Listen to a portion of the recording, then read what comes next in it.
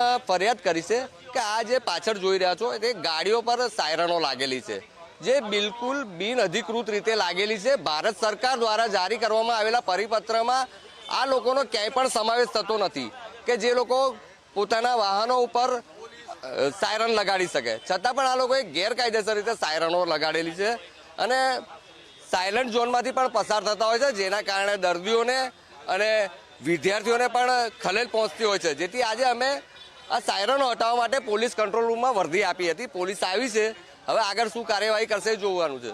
Municipal commissioner, collector અને police કમિશનરને મેં લેખિતમાં જાણ કરેલી 6 મહિના પહેલાં, પણ કોઈ કાર્યવાહી કરતા નથી।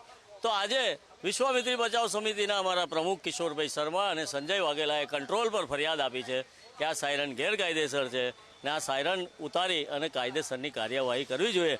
જેમ કે ગયા મહિને ગુજરાત યુનિવર્સિટીના કુલપતિ સાયરન વગાડતા હતા, એમનું સાયરન જપ્તી લીધેલું ને 1000 રૂપિયાનો દંડ પણ કરેલો છે, જેના સમાચાર નેશનલ લેવલ પર આવેલા છે।